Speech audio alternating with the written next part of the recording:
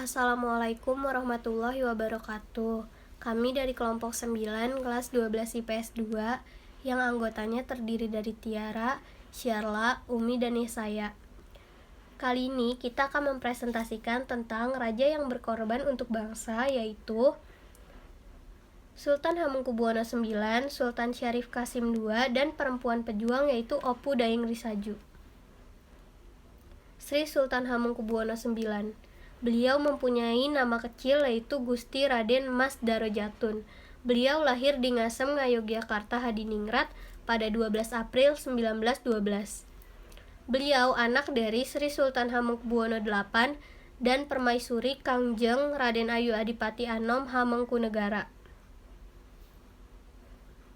Pada 18 Maret 1940, beliau dinobatkan sebagai Sultan Yogyakarta. Beliau adalah gubernur daerah Yogyakarta yang pertama sejak kemerdekaan Indonesia. Beliau juga dikenal sebagai Bapak Pramuka Indonesia. Pada 1946, Sultan Hamengkubuwono IX beberapa kali menjabat sebagai menteri pada kabinet yang dipimpin Presiden Soekarno. Jabatan resminya pada 1966 adalah Menteri Utama di bidang Equine. Nah, pada 1973 beliau diangkat menjadi wakil presiden. Namun, pada akhir masa jabatan pada 1978, ia menolak untuk dipilih kembali sebagai wakil presiden dengan alasan kesehatan.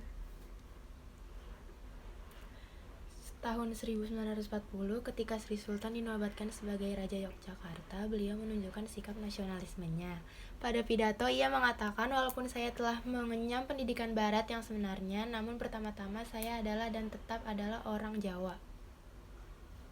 17 Agustus 1945 dikumandangkannya Proklamasi Kemerdekaan Republik Indonesia oleh Soekarno dan Mohatta. Sri Sultan Hamengkubuwono IX segera mengambil sikap.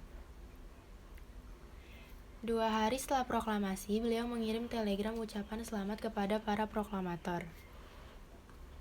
Tidak sampai 3 minggu setelah dikumandangkannya proklamasi 17 Agustus, tepatnya pada 5 September 1945, Sri Sultan Hamengkubuwono IX bersama Paku Alam 8 setelah proklamasi 17 Agustus 1945 menyatakan kerajaan Yogyakarta adalah bagian dari negara RI. Bukti yang menunjukkan bahwa Sri Sultan Hamengkubuwono IX memiliki rasa nasionalisme, mempersatukan rakyat Yogyakarta untuk bergabung dengan RI. Memilih untuk bergabung dengan RI setelah merdeka. Beliau memberi fasilitas bagi pemerintah RI untuk menjalankan roda pemerintah. Markas TKR dan Gedung Agung pernah berada di Jogja atas saran Sultan Hamengkubuwono IX.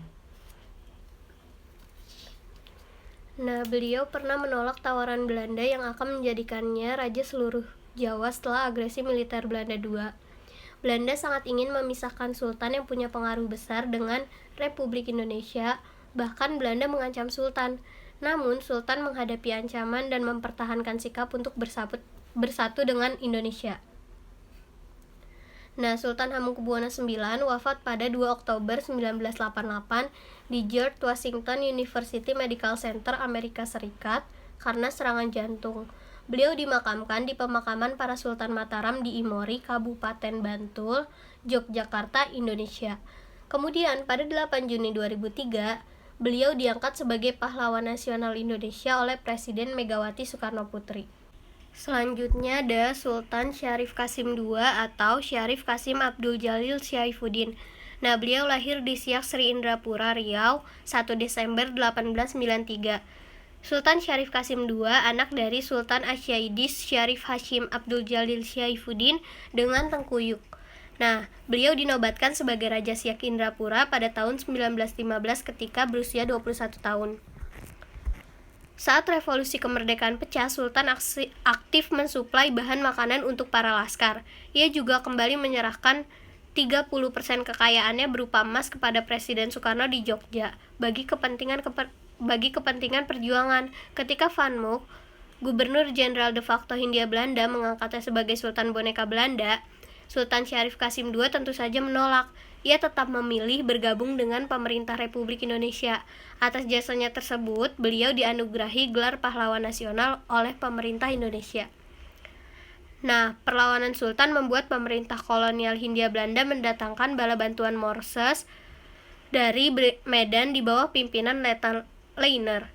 Dalam menentang penjajahan Hindia Belanda, Sultan Syarif memandang kekuatan fisik harus diimbangi dengan kekuatan pembinaan mental dan pendidikan rakyat.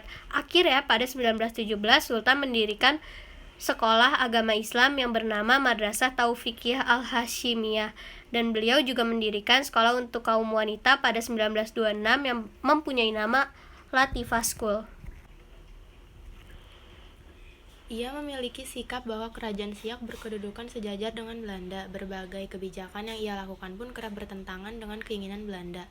Ketika berita proklamasi kemerdekaan Indonesia sampai ke Siak, Sultan Syarif Qasim II segera mengirim surat kepada Soekarno-Hatta, menyatakan kesetiaan dan dukungan terhadap pemerintah RI, serta menyerahkan harta senilai 13 juta gulden untuk membantu perjuangan RI. Sultan Syarif Qasim II membentuk Komite Nasional Indonesia di Siak, Tentara Keamanan Rakyat atau TKR, dan Barisan Pemuda Republik. Ia juga segera mengadakan rapat umum di istana serta mengibarkan bendera merah putih dan mengajak raja-raja di Sumatera Timur lainnya agar turut memihak Republik. Di usia 74 tahun, beliau tutup usia di Rumbai, Pekanbaru pada tanggal 23 April 1968. Dan dimakamkan di dekat lokasi kerajaan Siak tepat di samping Masjid Sultan, yaitu Masjid Syahabuddin. Atas dedikasi beliau dalam perjuangan kemerdekaan dan atas semakin berkembangnya wilayah Siak khususnya dan Riau pada umumnya, namanya digunakan sebagai nama Bandara Udara Internasional di kota Pekanbaru.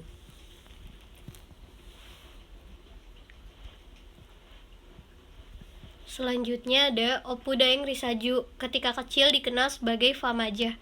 Beliau lahir di Palopo 1880. Opu Daeng Risaju adalah anak dari Muhammad Abdullah Tubarengseng dengan Opu Daeng Mawelu. Opu Daeng Risaju adalah pejuang perempuan dari Sulawesi Selatan. Beliau tidak memiliki pendidikan formal. Pada masa kecilnya ia hanya belajar mengaji. Kemudian mulai mengenal politik saat usia 47 tahun, bergabung dengan PSII. Opu Daeng Risaju giat dalam menyebarkan cita-cita partai sejak masa pemerintahan Hindia Belanda.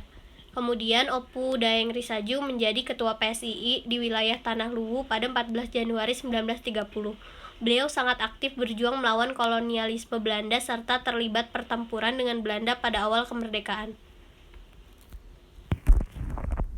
Dalam masa kepemimpinan di PSII, Opu berjuang dengan agama sebagai landasannya. Karena perjuangannya, ia mendapat simpati dan dukungan besar dari rakyat. Karena dukungan dari rakyat sangat besar, pihak Belanda mulai menahan Opu agar tidak melanjutkan perjuangan di PSII.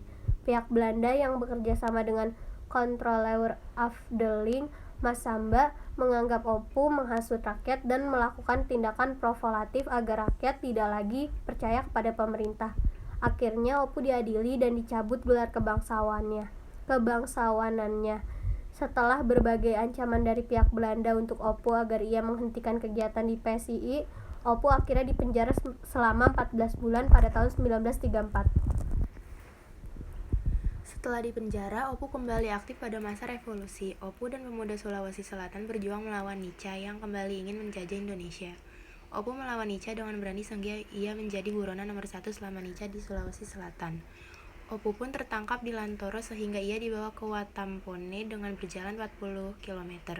Akibat penyiksaan dari Belanda dan ketua Distrik Bajo saat itu, ia menjadi tuli dan dijadikan tahanan luar. Opu wafat pada tanggal 10 Februari 1964. Ia dimakamkan di perkuburan Raja-Raja Lokoe di Palopo.